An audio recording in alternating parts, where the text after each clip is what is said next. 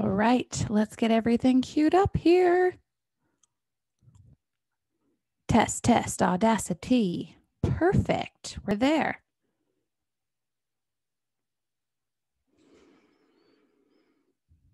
So you sit down, you decide you're going to meditate. It's 2021, it's January, you wanted to give it a try. You hear meditation's awesome, or maybe you meditated for a while in your life and you kind of put it away and you want to start again. So you sit down, you say, I'm going to meditate for 10 minutes. You're like, yeah, I'm going to do this. So you put on your music, you burn the incense, you've got your meditation cushion, and you're ready to rock and roll. You close your eyes, you bring your hands into the Om Mudra, and you try to meditate, and your butt starts to itch, your nose starts to itch, you hear a sound, your belly grumbles, you start thinking about what happened on Netflix last night, or that mean thing your mom told you. And before you know it, you are somewhere else. That's when we label ourselves terrible meditators. We are the worst. This isn't for me. This isn't natural. Why do people do this? Y'all, let's figure out what Patanjali says about this. We are going into Dharana, which is the sixth limb of yoga. So if you've labeled yourself a bad meditator, if you've meditated in the past, this episode is for you.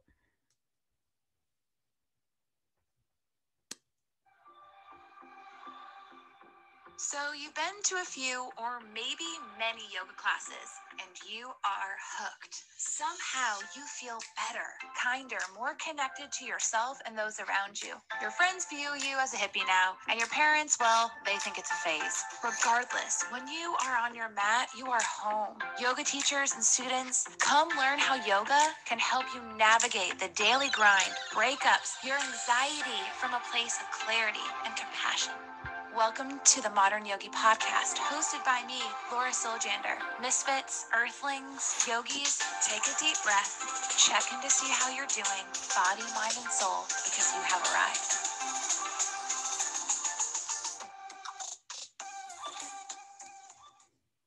arrived. Okay, welcome back, yogis. Stoked you're here. Well done taking time out of your day to support your yoga practice in maybe a more Svadhyaya self-study kind of way. Welcome. I am Laura. Last name is a little scary, but if you want to give it a try, it is Siljander. Siljander. I know it's hard, but I'm just going to put it out there in case you want it. We are in Patanjali's 8 Limbs of Yoga series, and we're wrapping it up. This took a while to get through because I took my sweet time. But before we jump into that, let's review. Patanjali, a guy who wrote the Yoga Sutras, a bunch of lessons in a book, and there's a lot in the Yoga Sutras, not just the 8 Limbs of Yoga, but we have it. We are going to stay, though, with the 8 Limbs of Yoga. I think it's a beautiful, concise way of how we can reach a state of samadhi or suffer less. Suffer less.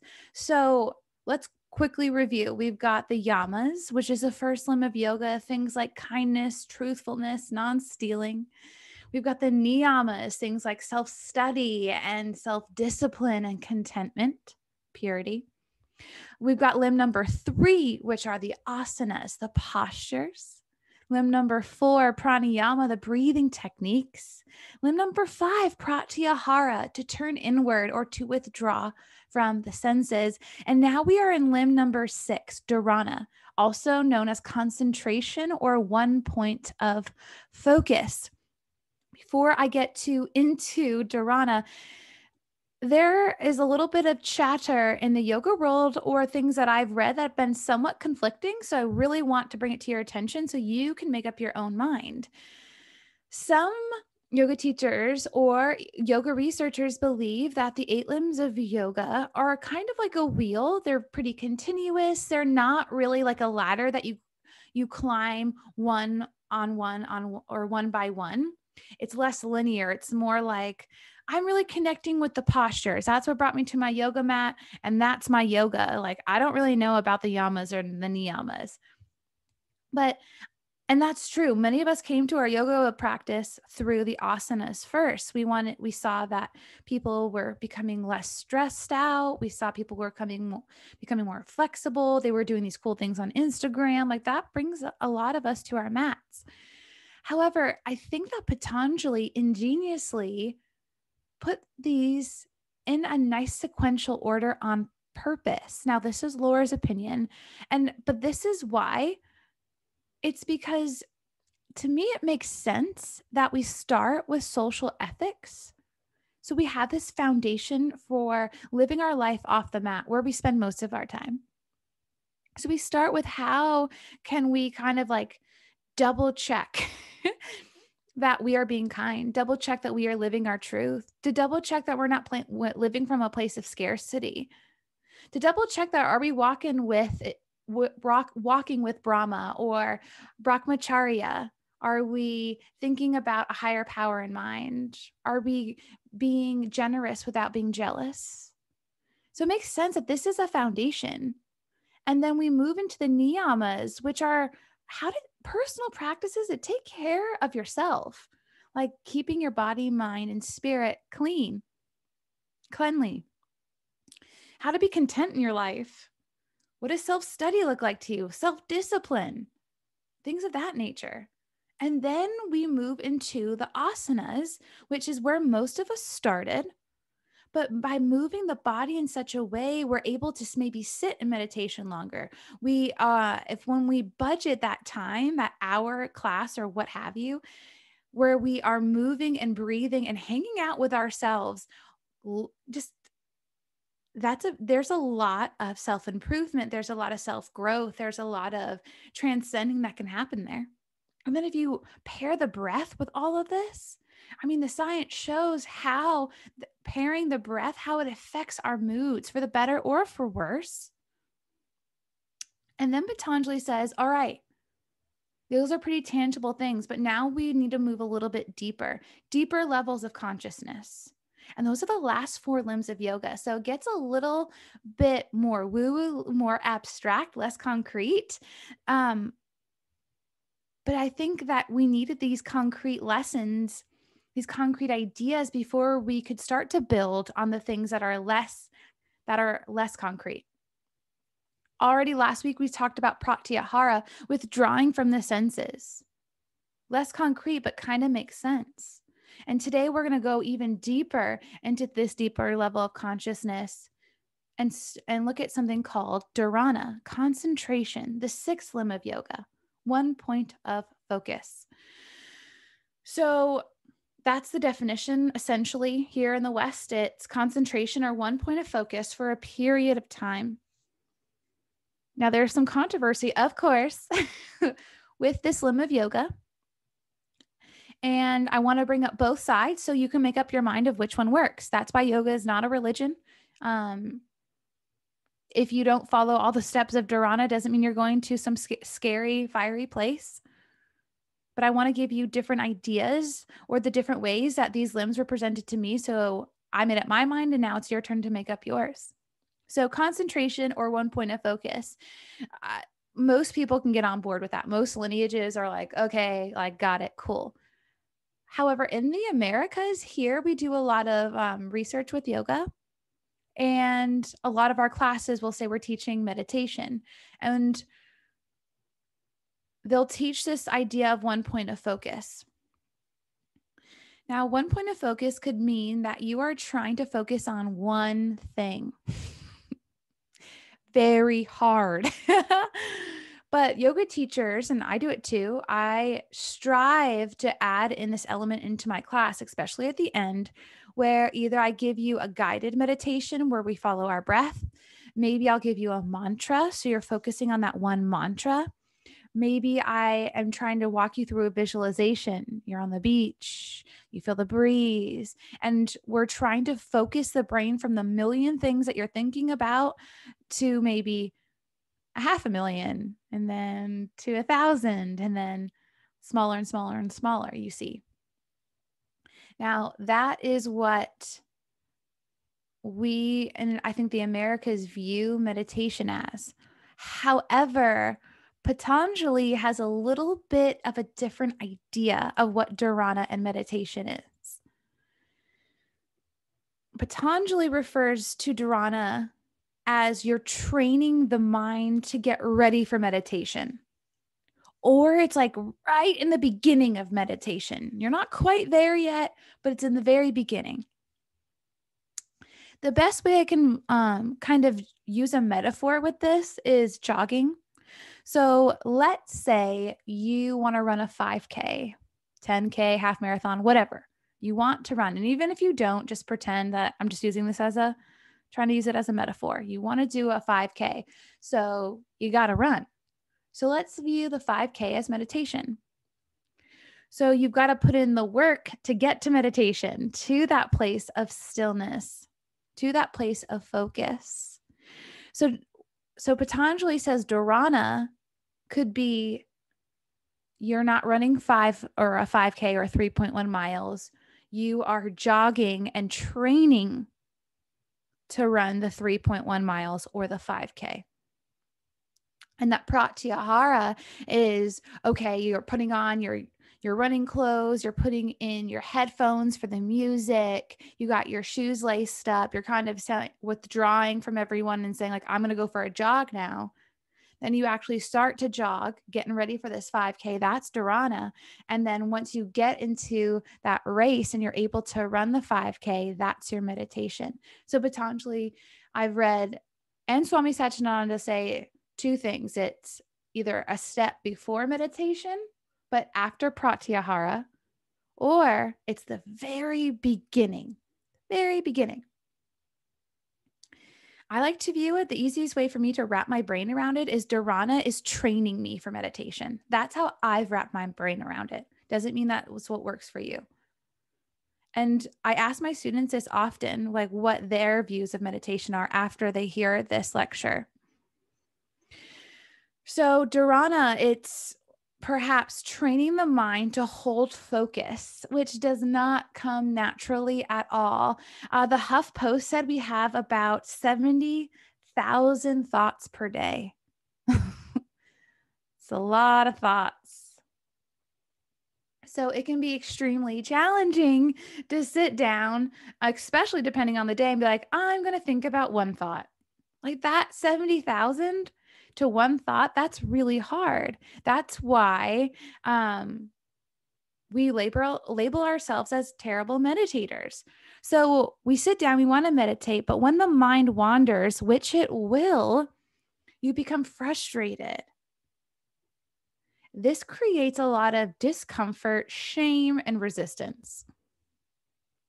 You just want to meditate, but you cannot focus your mind. And then that whole, like, you are terrible at meditating voice starts to come up.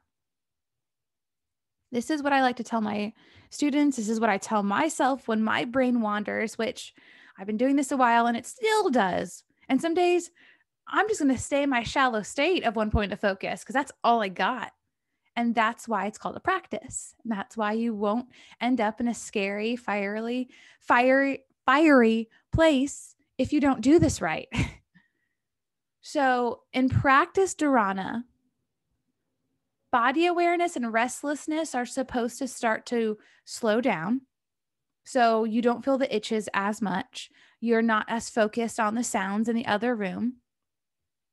But when this place is found, when everything starts to really quiet down, when you no longer are thinking about your to-do list, when you're no longer thinking about the thing that your ex-boyfriend told you or texted you, we move into the next limb of yoga, which is dhyana. I've heard both, but we're not going to focus on that. But when you start to lose track of time in your meditations, that's when Patanjali says that's meditation.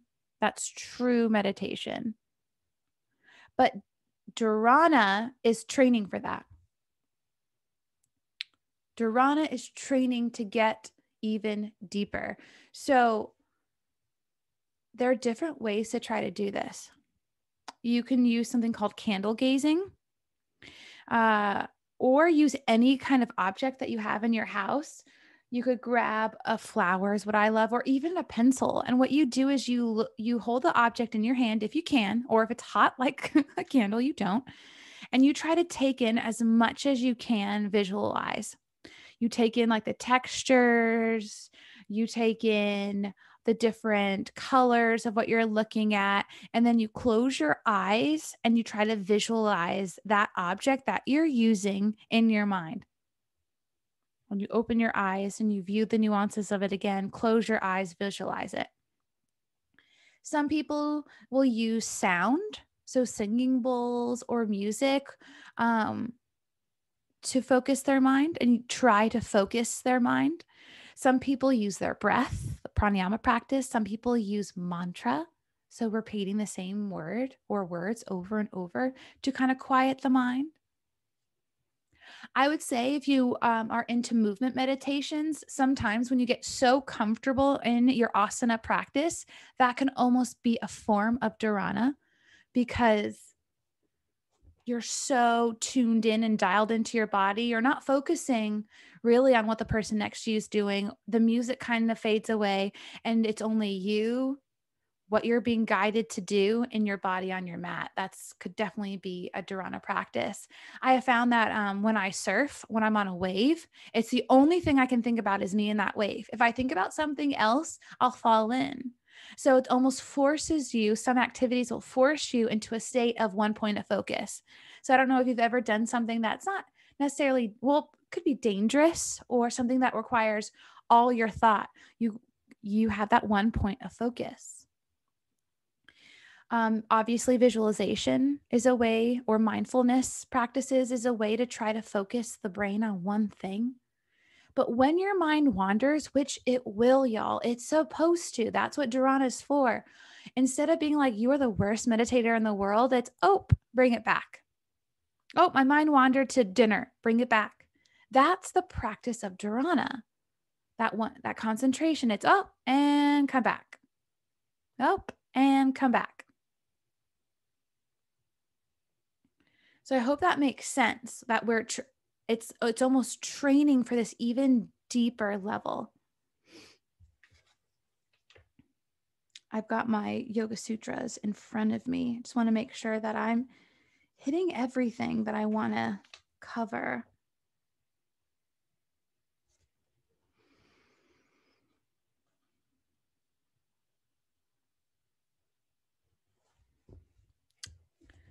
So I just really want to normalize that in this state of Dharana, if your mind wanders, all you got to do is bring it back and try not to beat yourself up and say you're a bad meditator and just say, oh, I'm doing Dharana right now. So I do ask you, what do you think meditation is? We haven't gone over the next limb, but do you think meditation is when you're in this continuous, effortless flow of concentration? Or do you think it's more this one point of focus? Your mind wanders and you bring it back. Your mind wanders and you bring it back. Do you hang out with the researchers out here in the West who believe that this is meditation? Or are you more like, I'm kind of in agreement with Patanjali. It's kind of right before you really get into that true state of meditation. I'm wondering what your thoughts are, what even taking accountability of your own thoughts, what do you think it is? I also think that Patanjali added this in so we don't shame ourselves into thinking that we're the worst meditators ever. He added this in to say, this is training. You do this enough. You bring in your tapas, your self-discipline. You do this enough, it will become more effortless. If you jog enough, at first it's going to suck. It's going to burn your legs. You're going to be out of breath.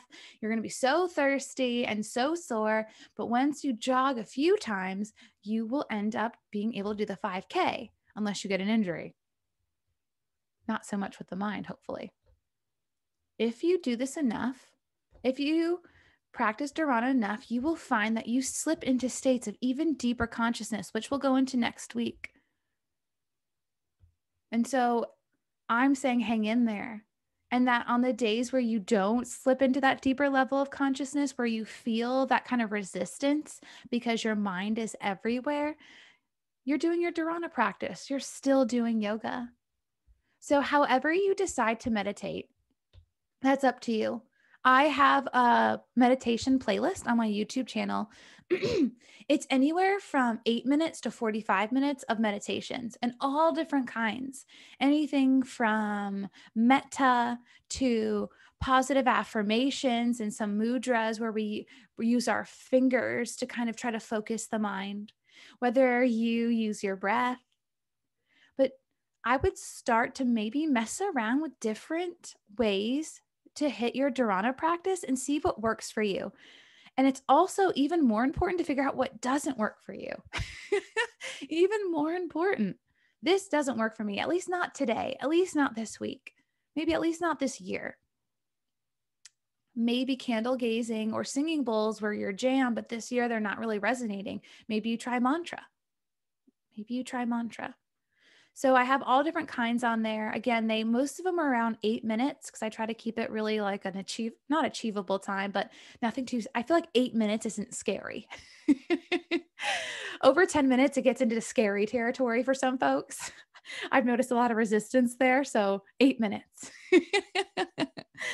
So if you'd like to use that resource, feel free. But again, just a quick summary, Dharana, some people think of it as true meditation. Some folks think that it's the step right before true meditation. It's more of a training thing. Please, when you find yourself beating yourself up and saying, I'm a crappy meditator, you're just in Dharana. That's all. You're just hanging out in Dharana, and that's still a yoga practice. It's a whole limb of yoga. So I guess I'm just trying to pull out some of that shame, because I know that before I really studied Dharana, I would do the same thing. And now I'm like, I'm just in Dharana today. Patanjali put it in there for a reason. All right, everyone. That's all I got for you this week. I hope that this was helpful for you and your yoga practice. Maybe next time you sit down to meditate, you find yourself wandering, just to gently bring it back to whatever you're trying to focus on. You're just in Dharana. Don't forget to practice that compassion with your thoughts, especially when you're meditating. Don't beat yourself up. Practice that compassion with your speech. That could also be your inner dialogue. And practice that compassion with that actions, and maybe trying to sit down and practicing your Dharana a few times a week. So it's kind of digging into that tapas or self-discipline. All right, I'll talk to you next week. Pura Vida.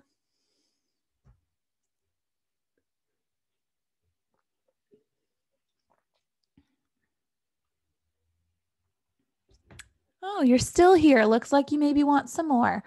If you would, share my podcast with someone or a yogi you think that would benefit from it. That's so incredibly helpful. And that's how you can support me.